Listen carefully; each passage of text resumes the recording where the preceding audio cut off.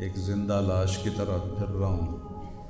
تھوڑی دیر کے لیے دل بہل جاتا ہے، پھر وہ آنکھوں کے سامنے آ جاتا ہے. اس موقع پر کچھ لوگوں نے بہت منفی کردار ادا کیا اور سوشل میڈیا پہ کیا کیا میرے ملک کے انسانیت ہی بھول گیا ہے. میرے بیٹے کی لاش میرے سامنے ہر وقت نظر آتی رہتی ہے، اور کوئی کہہ رہا ہے خواب جھوٹا بیان کیتا سوں، کوئی کہہ رہا ہے بیان کرنے والا کوئی جھوٹا ہے ہی، کوئی کہہ رہا ہے قرآن خوانی کیوں کیتی سوں، یہ تو حرام ہے، کوئی کہہ رہا ہے دعا کیوں کروائی سوں. سارا حلال حرام ایتھے ہی رہ گیا، اور صرف لائک لینے کے لیے جھوٹی خبریں، چند پیسے اکٹھے کرنے کے لیے. ارے وہ دل ہی تو ہے نہ سنگ و خشت، درد سے بھرنا آئے کیوں، اور تم مجھے اور رلا رہے ہو. شرم ہی نہیں آتی لوگوں کم بختاں چار ٹکے یا سستی شہرت لین واسطے.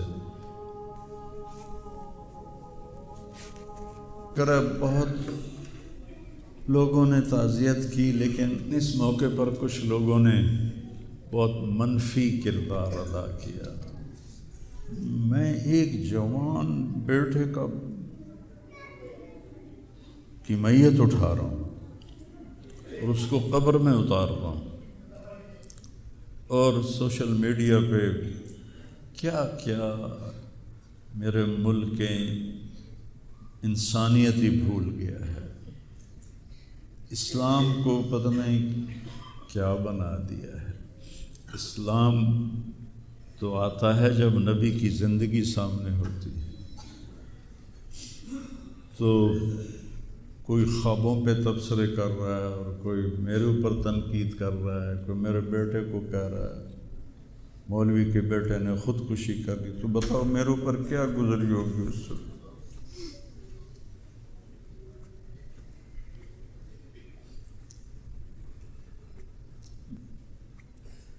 حضرت عمرو بن ابسہ سے پوچھا یا رسول اللہ، سب سے اعلیٰ درجے کا اسلام کیا ہے؟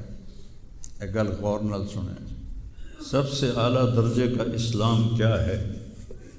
آپ نے فرمایا من سلم المسلمون من لسانہ و یدہ، جو کسی کو اپنی زبان اور ہاتھ سے تکلیف نہ پہنچائے وہ سب سے اعلیٰ درجے کا مسلمان.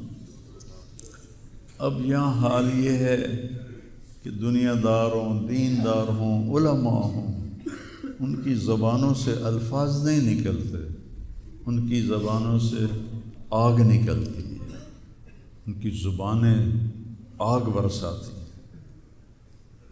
تو جب زبان آگ برسائے گی تو دل نفرت سے بھرا ہوگا.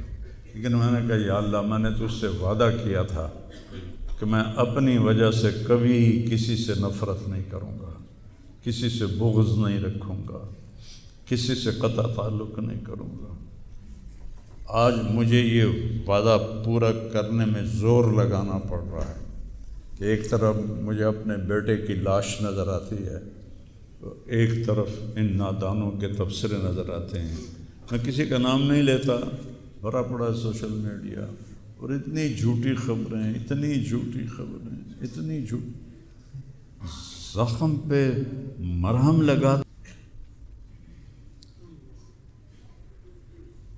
اور اس نے کہا کہ میرے رب نے میری بخشش کر دی اس ملنگ کی خدمت کی وجہ سے.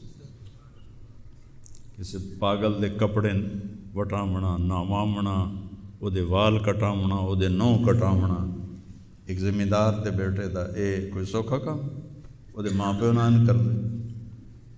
اتنا غریبوں سے اس کو پیار تھا،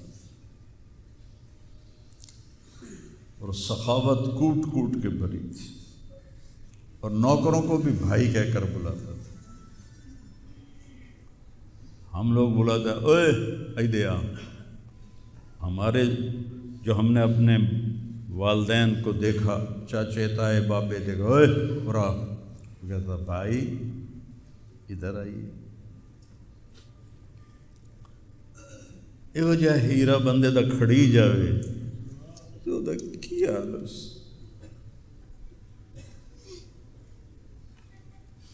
شرم ہی نہیں آتی لوگ کم بختاں چار ٹکے یا سستی شہرت لین واسطے